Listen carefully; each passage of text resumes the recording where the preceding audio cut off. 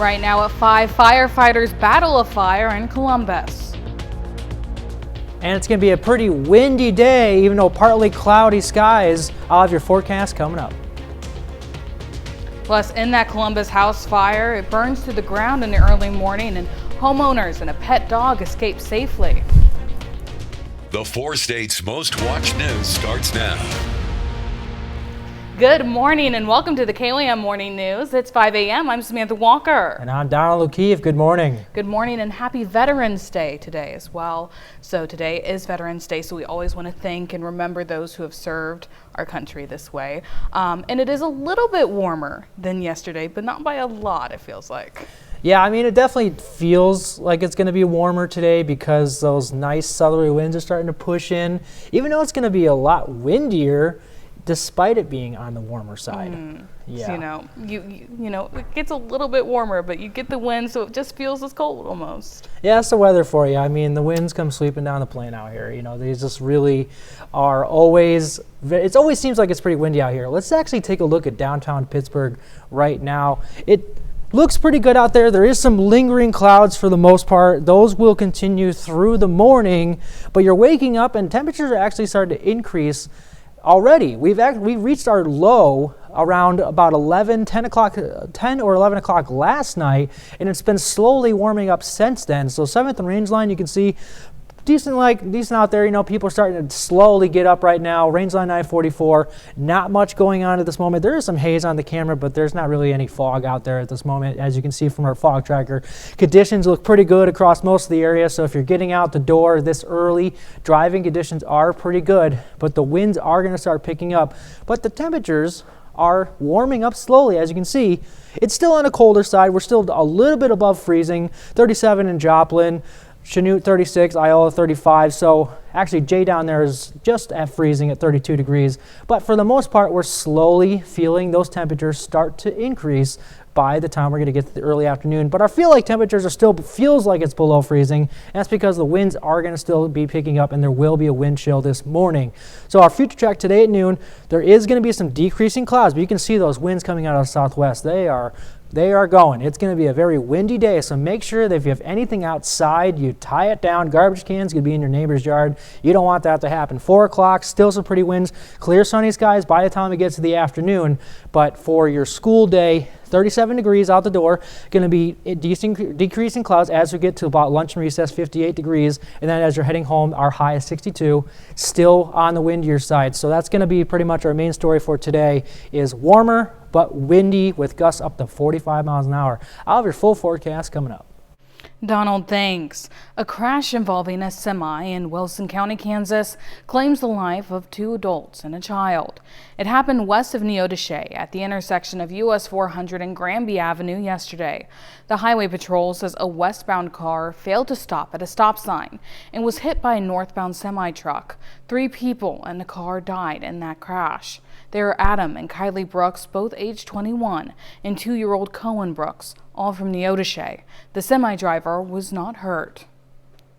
Yesterday, firefighters responded to an early morning house fire in Columbus. The call came in just before 2. Crews fought the fire as well as hot spots for about 3 hours. While authorities say the residence was a total loss, both the homeowners and the pet dog made it safely out of the house. Preliminary investigations suggest a wood stove in the garage caused the fire. Kansas Congressman Derek Schmidt says the House could vote as soon as midweek on the Senate spending bill, a move that could finally end the government shutdown. KLAM's Blake Goley sat down with him to talk about the timeline and the impact on 4-state families. For over a month, the federal government shutdown has put pressure on workers and families, from senior citizens and veterans to those relying on SNAP benefits. Congressman Dirk Schmidt says House leadership is preparing to act on the pending bill, but the exact timeline depends on when the Senate's paperwork reaches their chamber. Could be immediate, could be a few days. I'm currently planning on headed back tomorrow, the evening of Veterans Day. That way I'll be sure to be there for Wednesday or Thursday. Most likely now, it looks like a House vote Wednesday or Thursday. The congressman also discussed rising health care premiums. It's an issue that prompted Democrats in the Senate to vote against the spending bill. Schmidt says he's reviewing new ideas that could lower costs by shifting how federal dollars are used. It's an idea to try to take the money and instead of subsidizing the insurance companies directly, use it to empower individuals to make more of their care choices. That can inject some market forces that can maybe go toward dealing with the underlying healthcare costs. And for some people, it could actually be better off because you'd be able to cover things like copays and deductibles or out-of-pocket costs that otherwise exist. So a lot of ideas, just need to get to yes on something. Schmidt says he'd like to see House Democrat support for the spending bill, but as Republicans have enough votes to move forward without them. Blake Gully, KOAM News.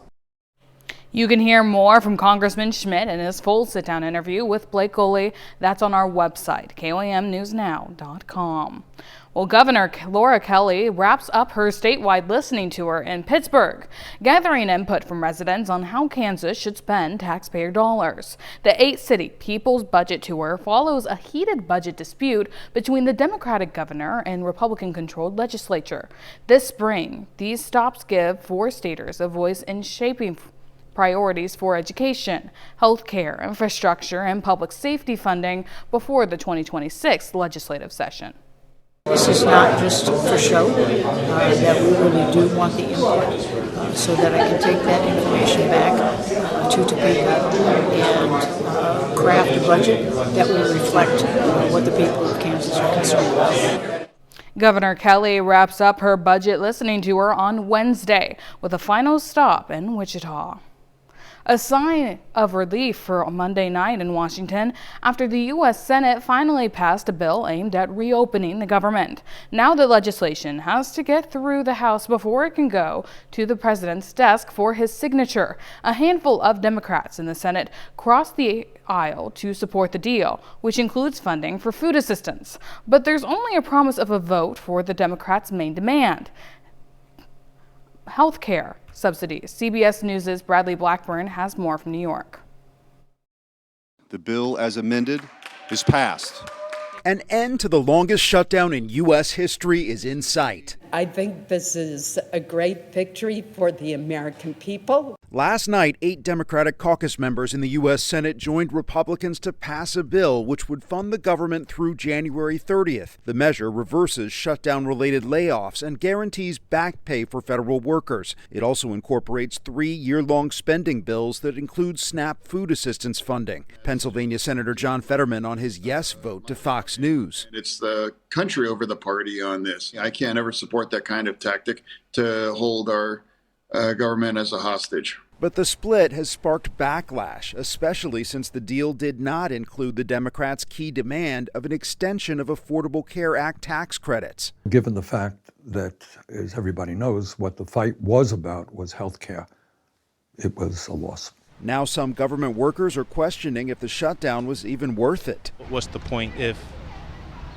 the subsidies were the issue and that's not a part of the negotiated plan? Senate GOP leaders say members are discussing the ACA with the promise of a vote sometime next month. But in the House, Speaker Mike Johnson has been non-committal. I do not guarantee the outcome of legislation or dates or deadlines or anything. The House is expected to take up the Senate's bill to reopen the government as soon as Wednesday. Bradley Blackburn, CBS News. One Republican Kentucky Senator, Ron Paul, again joined the majority of Democrats who voted against the government funding package. Meanwhile, a motion from Senate Democrats to force a vote on the Affordable Care Act Monday failed. Well, that's a look at this morning's top stories and weather. Coming up on the KOAM Morning News. Coming up, a retired Command Sergeant Major launches a campaign to get the Medal of Honor for a fallen soldier who saved 3 lives in Iraq. Plus, Mark Harmon returns to NCIS tonight after 3 years away from the franchise. And we have cloudy and windy conditions in the 4 states. Donald has a look at your weekly forecast. You're watching the KOAM Morning News. We'll be right back. Topping World Watch, an Iraq war veteran is pushing to recognize a fellow soldier with a Medal of Honor who was killed shielding members of the team from a grenade attack in 2006. He says he won't rest until the fallen soldier receives the highest military honor for acts of valor in combat. Natalie Brand reports on his campaign. We cannot fail him now. It's waited too long. Retired Command Sergeant Major Daniel Pinion has a new mission. Nearly 20 years after leading a specialized team during intense and deadly fighting in Ramadi during the Iraq War. I mean, we were averaging 46 attacks a day on our brigade. But one attack in August 2006 is especially haunting when 28-year-old Sergeant Marquise Quick of Alabama sacrificed his life to save his fellow soldiers. As the 4 grenades came over the roof, Sergeant Barr screamed, "Grenade, grenade, grenade." And everybody started to see cover except for Sergeant Quick. So Sergeant Quick was right next to the stairwell to safety, and the grenades were behind him, and he deliberately turned towards the grenades and went to the grenades to shield them, or his comrades, from the blast. During the chaos of war, Pinion says he focused on his soldiers who survived. But 2 years ago, while researching a book he was writing, he kept coming back to Sergeant Quick's heroism. Pinion has launched a campaign for Quick to receive the Medal of Honor, even turning to social media to track down a member of the old unit who witnessed his valor. I sent a text message to probably my 20th phone number and got a reply. With support of Sergeant Quick's comrades and widow, Pinion is working through the lengthy process of petitioning for the award. His name will forever be remembered as a hero. Pinion says it's the recognition Quick deserves for going above and beyond the call of duty, saving 3 lives at the cost of his own. Natalie Brand, CBS News, Prince William County, Virginia. If awarded, Sergeant Quick would join an elite group of 3,500 service members since 1861 who have been awarded the Medal of Honor. The approval process could take up to 10 months or even longer. A review for the award is conducted by the Army Awards Board, the Pentagon, and ultimately the President. Well, still to come, Merck develops a new daily cholesterol pill that dramatically lowers bad cholesterol by almost 60%. Plus, we have cloudy and windy conditions. Donald has a look at your Tuesday forecast. An NCIS original is back for a crossover event on CBS, and Hilary Duff hits the road. Gwen Baumgarten has your Eye on Entertainment report. An NCIS crossover brings the revival of a franchise icon. 3 decades. It's a hell of a long time. Actor Mark Harmon held the role of Leroy Jethro Gibbs for 18 seasons before departing NCIS in 2021. But tonight he returns to NCIS Origins after the mysterious death of a naval officer. Why now? Harmon says it came down to the show creators. I trust them, and I like so much of what they write and create. And this seemed like a good idea and the right time to check in. This special NCIS Origins episode airs tonight on CBS and Paramount Plus, followed by NCIS. Just days after releasing new music, Hilary Duff is headed back to the stage. The singer-actress will soon perform live for the first time in more than a decade. Her Small Rooms, Big Nerves tour includes 4 shows and kicks off in January. All aboard, music fans! The band Train releasing this video with actor George Lopez to tease their upcoming tour and who they'll share the stage with. I see Train, bare naked ladies, and Matt Nathanson. Drops of Jupiter, 25 Years in the Atmosphere tour kicks off in July. What if I made different choices? And Roofman is headed to streaming. The Paramount movie, based on the stunning true story, stars Channing Tatum as a veteran who turns to a life of crime before hiding inside a Toys R Us. Roofman is available on multiple streaming platforms beginning today and includes bonus content such as interviews and deleted scenes. That's your Eye on Entertainment. Gwen Baumgartner, CBS News, Los Angeles. And now here's Donald with a quick look at your forecast.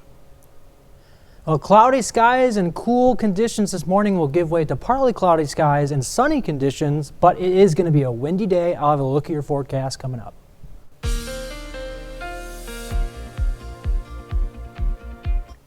And it's a cold start to our morning. We're taking a look at downtown Pittsburgh. You can see it looks pretty deceiving. There is some clouds that are lingering out there this morning. It is still pretty cold as you're waking up this morning. 7th and range line, pretty much the same thing. You can see a little bit of haze, but there really isn't any fog at this moment. We're going to show that in a minute.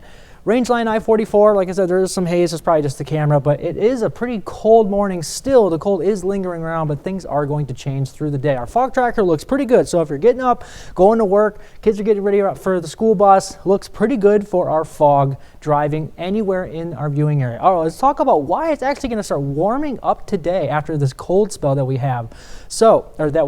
So we're seeing these southerly winds that are going to start bringing in that nice warm air. Now, it doesn't show right now. I mean, it's pretty early, so we're still seeing temperatures in the 30s, but that southerly wind is going to be bringing in some nice warmer air for today and this week. However, along with these warmer winds, that change in temperature that we had and also the pressure is going to bring in some strong wind gusts. So it's going to be pretty windy today. So at 9 a.m., we're going to see wind gusts across the area reaching up to 40, 45 miles an hour, and that's going to pretty much continue through the morning. By the time we get to about 11:30 noon, we're going to see possibly 50 mile an hour wind gusts associated with this. So make sure if you have anything outside like lawn furniture or your garbage can, make sure you tie it down because it could be blowing down the street and you do not want to have your garbage can in your neighbor's yard because of how strong these wind gusts are going to be coming through. And then by the time we get to about Wednesday morning, we're still going to see some wind gusts, but the winds are definitely going to start dying down into the overnight. All right, so taking a look at our future track. Today at noon, there's those southwesterly winds coming in. Clouds are going to start dissipating through the morning into the early parts of the afternoon. And by the time we get to about 4 o'clock, still going to have some stronger winds out of the southwest, but more sunny skies. And then by the time we get to the evening into the overnight, the winds start to calm down. Still going to be a pretty clear, nice night. Still on the colder side, but not as cold as it has been over the last few days. 5 a.m. tomorrow, we are noticing a wind shift. We are seeing some more northwesterly winds starting to build in, but it's still going to be a pretty nice day for our Wednesday as well. Progressing through the day, nice, clear, sunny conditions through Wednesday, even though we have a noticeable wind shift. And pretty much all day tomorrow looks pretty nice. Highs are going to be in the mid-60s despite that wind shift. You can see now the winds are coming out of the north, instead of the northwest for tomorrow, by the evening time coming out of the east. All right, so our current temperatures at this moment. So you are waking up. It still is feeling pretty cold. 37 in Joplin, 35 in Nisho. Some areas are still feeling about 32 degrees, but low 30s to mid-30s as you're getting out the door. And the temperatures, the feel-like temperatures, because of those winds, are still feeling pretty cold. Mid-20s up to the upper 20s across the area as of right now. So starting your day, 8 a.m., 39 degrees, decreasing clouds, but it's going to be pretty windy through the morning, getting up to 52 at 11 a.m.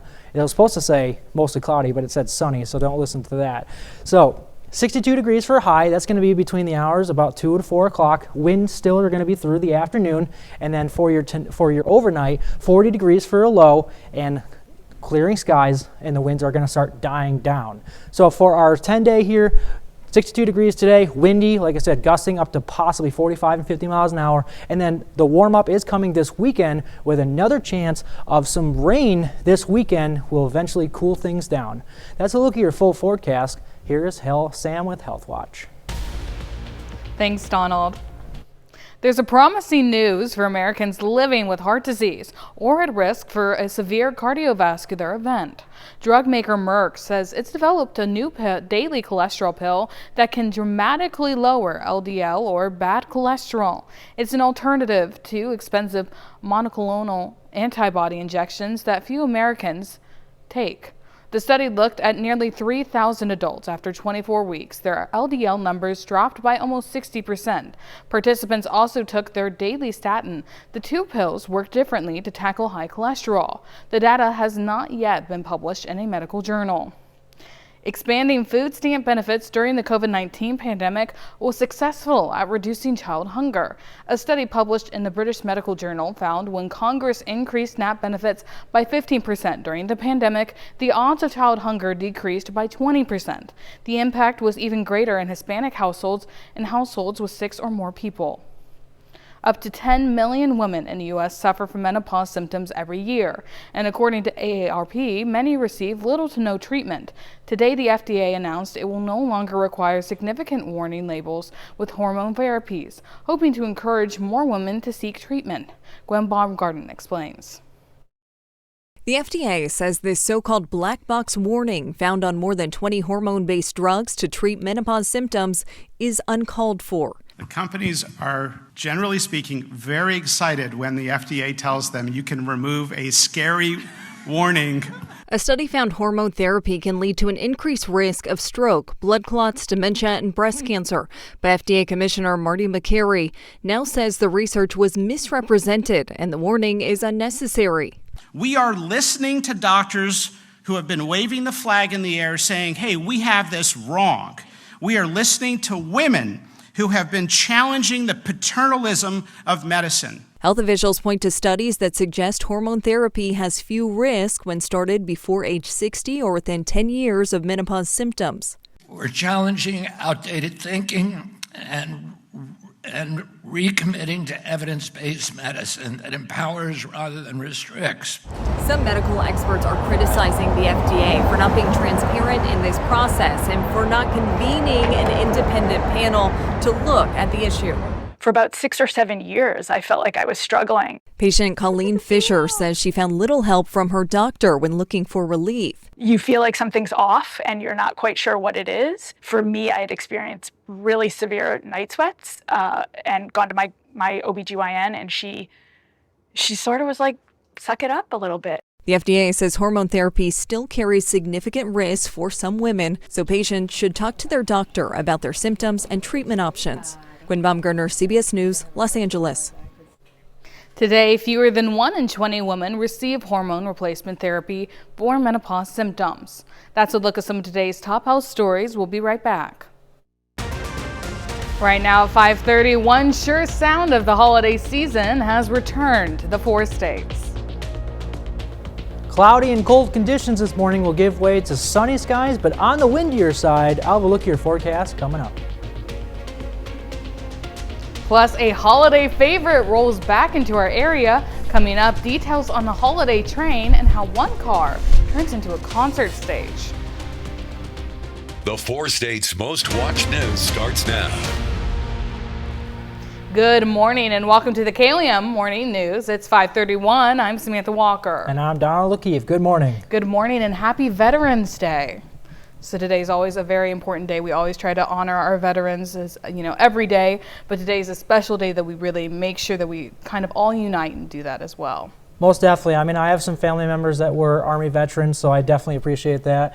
I'm going to give them a call today and say thank you for my service, or your service, sorry. Thank you for your service. So that's definitely very much appreciated, and I love these kinds of days. Yes, and I know there's a bunch of Veterans Day events happening around the community, and we do have some resources for that as well on our website, KLMNewsNow.com. Even if, today's going to be a little bit windy, that they may not want to leave home to go do much. Yes, definitely. I mean, it is going to start warming up today, but it is going to be very windy out there. Let's take a look at downtown Pittsburgh right now. So you can't tell at this moment because the winds haven't started picking up at this time, but there is some lingering clouds. We're going to have some clouds through the morning, and the winds are going to start picking up by the time we get to the late morning and early afternoon. 7th range, like I said, we're going to see some cloudy skies. People are starting to get out, do their morning routine, get their morning coffee. Kids are getting ready to go on a school bus. Range line I-44. You can see it has a little bit of haze right there, but for the most part, driving conditions at this moment are looking pretty good. Our fog tracker right now, good driving conditions all through the area. So just be safe no matter what, but the fog looks good at this moment. Our temperatures, even though they are still on the cooler side, they are definitely starting to warm up as we progress through our morning. We're seeing mid-30s across most of the area, still on the colder side, so definitely have that jacket ready. Feel like temperatures are feeling like they're below freezing. We can see here mid-20s to upper 20s across the area, so still pretty cold this morning. But the winds are the big story of today because we're seeing southwesterly winds are going to be coming in about noon today. Clouds are going to be decreasing through the morning and dissipating by the afternoon, but the winds are going to be there. We're going to see wind gusts from 40 to 45, maybe even 50 miles an hour today, despite it being sunny progressively through the day. So 37 degrees out the door for your school bus, 58 degrees for lunch and recess, 62 degrees as you're heading home, decreasing clouds, becoming more sunny, but still windy all through the day, and that's going to be our high of 62 degrees with, like I said, gusts up to 45 miles an hour, maybe even 50. But I'll have a look at your full forecast coming up. Donald, thanks. JROTC students from Carl Junction paid their respects to fallen veterans yesterday. The cadets placed flags at the Mount Hope Cemetery in Webb City yesterday, ahead of Veterans Day today. The students also placed flags along range line on the eastern edge of the cemetery. They also filled out their busy day with a trip to the Veterans Memorial Wall. This marks the third year of the JROTC program at Carl Junction. The 2025 Salvation Army Kettle Season kickoff. Yesterday morning, the Salvation Army of Jasper and Newton County started their kettle season by honoring bell ringers and recognizing some of those who gave their services last year. This is the most important fundraiser season for the Salvation Army. To increase the amount of money going in, to increase the donations, the best way is, like Dr. Allen mentioned, take a little bit of Christmas music out there. Don't play it too loud, but a little Christmas music at the stand. If you have a Bluetooth speaker, that just gets people in the mood to donate, in the mood to celebrate. Salvation Army tells KOAM there are plenty of spots left open for people to volunteer. The CPKC holiday train is rolling back into our area. Folks in southeast Kansas can expect the train to make a stop in Pittsburgh at 11 a.m. on Saturday, November 29th, then on to a stop at Joplin at 1 p.m. The holiday train combines an engine and train cars specifically decorated for the season. One of the center box cars converts into a stage for a live 30-minute holiday music performance. Smash Mouth and J.J. Wild will perform for the Joplin stop. The holiday train raises money, food, and awareness for food bank support. For more information, head over to our website, KOAMnewsnow.com. Millions of Americans are waiting for SNAP benefits to be released, and food banks across the Ozarks are seeing a big increase in new families using their services. Ozarks Food Harvest has purchased more than $500,000 in extra food for the increased demand caused by the shutdown. They have also released an extra $300,000 in grant money to their other agencies to make sure they can meet demand. Although they've helped feed hundreds, they say it's not an overnight fix. Pitt State STEM students will soon be able to take their studies to the next level. KOAM's Kenny Foreman was there for the groundbreaking of a new facility that's expected to leave an impact far beyond campus. I'm standing right in front of the site of what's soon to be Pitt State's new Prove Out facility. The facility is expected to provide students with more opportunities for hands-on learning while promoting economic development throughout the community. Located right next to the Tyler Research Center, the possibilities for the new facility are endless. It's designed to help businesses test new materials, refine production methods, and bring new products to market right here in Pittsburgh, Kansas. This sort of thing doesn't happen by accident. It happens through years of fruitful win-win relationships. The projected 47,000 square foot project will allow students to pursue their curiosities in a way that'll be beneficial for everyone. Our students will be part of the research and the innovative practice and in investigating new ideas and coming out with solutions again that could really support industry and professional partners in making an economic impact for the real world problems that exist in our region. The idea is to create a space where companies will want to collaborate with the students' ideas to help grow their businesses even further. Businesses want to be close to facilities like this. They want to be close to students and the faculty like we have here at Pittsburgh State. So just really excited about what the future holds. And the school is already excited for their experts to help the students get started. We have some of the world-renowned scientists and they work in polymer chemistry. So ways of designing new materials that, for example, might be in the past not biodegradable, and our new materials could be more friendly to our environment and be biodegradable. In Pittsburgh, Kenny Foreman, KOAM News. That's a look at our top news stories coming up this half hour on the KOAM Morning News. Coming up, President Trump floats the idea of 50-year mortgages to help Americans struggling to afford homes. Plus, Wendy's plans to close hundreds of U.S. locations over the next few months to boost profitability. We'll have the latest. You're watching the KOAM Morning News. In Consumer Watch, big changes could be on the way for Americans struggling to afford a home. In a social media post, President Trump floated the idea of a 50-year mortgage with an image of him next to one of former President Franklin D. Roosevelt, whose administration led to the establishment of the 30-year mortgage standard. It comes as home ownership has become so expensive, the average age for a first-time buyer has climbed to 40 years old. Financial experts say the pros include a lower monthly payments, but the cons are paying more interest over time, which means it will take longer to build up equity. Not a lot of credit unions or banks offer it, but if the White House were to endorse this product, you'd likely see a lot more availability. I think the critics say, hey, you would die before you would actually own your home. The proponents say, well, that's better than never getting the chance. A recent analysis from the real estate company Redfin found the typical U.S. home buyer spends 39% of income on housing, while 30% is generally considered sustainable. Major League Baseball said its authorized gaming operators will cap bets on individual pitches at $200 and exclude them from parlays. The move comes days after two Cleveland Guardian pitchers were indicted on accusations that they rigged pitches for gamblers. MLB says the limits were agreed to by sportsbook operators representing more than 98% of the U.S. betting market. And Wendy's says its plans to begin closing U.S. stores over the next few months to increase profitability and improve remaining restaurants. The move comes as budget-conscious consumers are cutting back on spending due to inflation. Wendy's currently has more than 6,000 locations in the U.S., according to its website. The closings could impact hundreds of them. No more buttoned-up baking. Brick and mortars are thinking outside the box to get customers through the front doors. Christian Benavidez follows the scent and found something for a man and his best friend.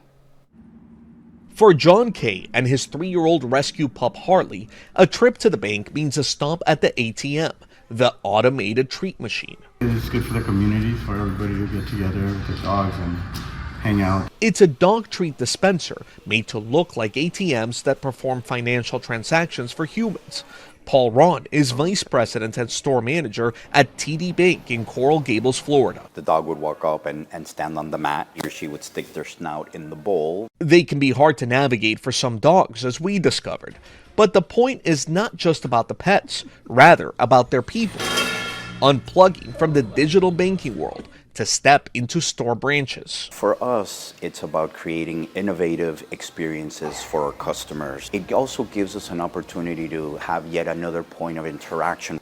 These treat dispensers will soon be available at more than a dozen locations nationwide, from here in Florida up to Maine. At Capital One, it's what's in your wallet and in your cup. Honestly, I'm here probably 3 times a week. This cafe in New York City is one of more than 60 with the Capital One name across the U.S. Cardholders like Isabella Galati get a discount on the coffee, but the atmosphere is free. It's so accessible, and I love all the windows and the drinks and people, so I really like it here. We create, first of all, a very open and welcoming design, but we also enable people to sit side by side on a couch over a cup of coffee with one of our ambassadors to talk through money matters and financial needs in general. Whether it's the human touch or the canine extras, banks are now looking to the brick and mortar to reconnect with customers. Christian Benavides, CBS News, Coral Gables, Florida. Capital One cafes also have community rooms for nonprofit organizations to hold meetings free of charge. Well, that's it for Consumer Watch, and now here's Donald with a quick look at your forecast. Cold and cloudy conditions this morning will give way to sunny skies this afternoon. However, it is going to be windy. I'll have your full forecast coming up.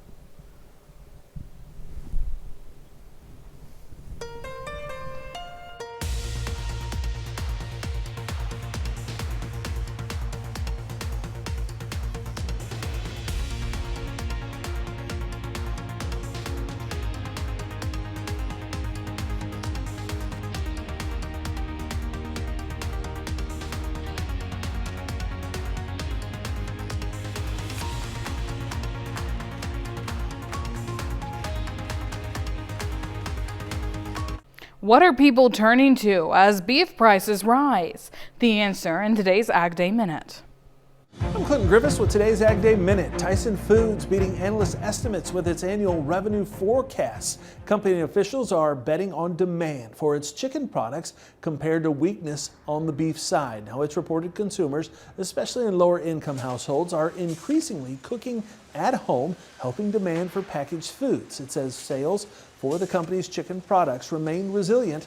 Tyson also expects fiscal 2026 revenue to rise between 2 and 4%, largely above analyst expectations. And a new report says the global lactose-free dairy market size will continue to grow over the next several years. According to Data Intelligence, the market reached just under $12 billion in 2022 and could reach more than $20 billion by 2030. The report says the U.S. lactose-free dairy market is growing due to about 36% of the population having lactose intolerance. And California is expecting a larger orange crop for the 2025-26 season. The California Department of Food and Agriculture estimating this year's crop will reach 80 million 40-pound cartons. That adds up to anywhere from 48 to 88 oranges per carton. Now that's up about 5 million cartons from last year thanks to favorable growing conditions. However, it says rain and pests could prevent production from reaching that 80 million mark. For more Ag News, watch Ag Day weekdays on the station or get updates over at agweb.com. Now let's take it over to Donald with a quick look at your forecast. You're going to need a jacket this morning. It's still on the colder side as you're waking up. Looking at downtown Pittsburgh, there is some cloudy skies that will continue to build in through the morning into the early parts of our afternoon. However, the temperatures will start to rise, which is what we're looking forward to. 7th range line, not too bad. People are, starting to get out, do their morning routines. There is a little bit of haze right now there in range line I-44, but our conditions for driving look pretty good at this moment. Our fog tracker, good driving conditions all through the area. So as you're getting out the door for work, not too bad for driving. All right, but let's take a look at our regional temperatures and why we're seeing that warmer trend that's going to start building in. Actually, you can't really see it, but there is a high pressure system down by Jackson, Mississippi that's bringing up these south winds that are eventually going to warm it up today and the rest of the week. But along with that warm up and that change in temperature and that drastic change in temperature and the pressure change, it will be bringing in some stronger gusts for today. So today at 9 o'clock, we're going to see wind gusts about 45 miles an hour, possibly getting up to 50 miles an hour by about noon. So it's going to be very strong winds coming out of the south today. But then as we progress through the afternoon into the evening and by Wednesday morning, winds will start to calm down. But however, today, make sure anything outside is tied down. You do not want your garbage can in the neighbor's yard because those winds are going to be very strong today because it's going to be that changing of temperature and pressure. All right, so our future track today at noon, you can see those winds coming out of the south. Cloudy skies are going to be dissipating by the time we get to the early afternoon through the evening. Still pretty windy by the time we get to about 4 o'clock today, but sunny skies will start to build in. And by the time we get to the afternoon into the early evening and overnight, those winds will start to die down. They'll dissipate and sunny skies will lead the way to a clear night. By about 5 a.m. tomorrow morning, we'll see a wind shift. Instead of coming out of the south now, we're going to see it coming out of the north, but it's still going to be a pretty nice day. That doesn't change how we're starting that warmer trend for this week. Progressing through the day, now the winds are coming out of the east and eventually make their way back to the south, having those warmer conditions by Wednesday afternoon and evening. All right, our current temperatures right now, mostly mid-30s across the area, 37 in Joplin, Sedan at 36, Jay at 35. Bentonville, you're still at freezing at 32, but we're slowly warming up. But our feel-like temperatures are still feeling like it's below freezing, mostly mid-20s across the area. So like I said, you're definitely going to need a jacket as you're getting out the door. So 8 a.m., getting up to 39 degrees, decreasing clouds as you progress through the morning, still mostly cloudy, but windy, getting up to 52 at 11 a.m.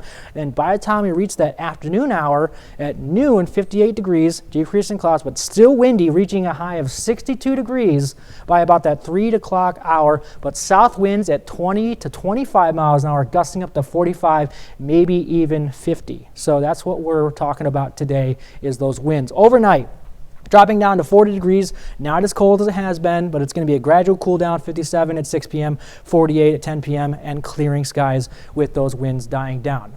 looking at our 10-day, like I was saying, today 62 degrees, tomorrow warmer at 67. The 70s return by Thursday, and then another system is going to be pushing in this weekend, possibly bringing some rain and cooling things down just slightly, but we're going to really love those nice 70s that are going to be here by the end of the work week. That's a look at your forecast. More news and weather coming up. Medical students in Arkansas help kindergartners overcome their fear of doctors through a teddy bear clinic. Students from the Northeast Arkansas Career and Technical Center teach children what doctors and nurses actually do. The kids get to wear medical gear and use stethoscopes on their stuffed animals at different stations. The program helps nursing students learn patience while showing children that medical visits don't have to be scary.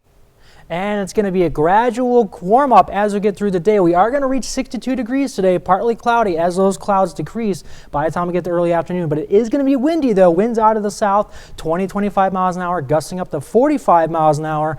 Temperatures for tonight getting down to 40 degrees. It will be clear and on the colder side, but those winds will dissipate by the time we get to the evening. And then tomorrow, feeling pretty good, 67 degrees. Sunny and warmer. Winds are going to definitely be light and variable. And for the rest of our 7 to 10 day here, pretty nice as we progress through our work week with another chance of some rain and a cool down this weekend. That to check your forecast. Another hour of news and weather coming up.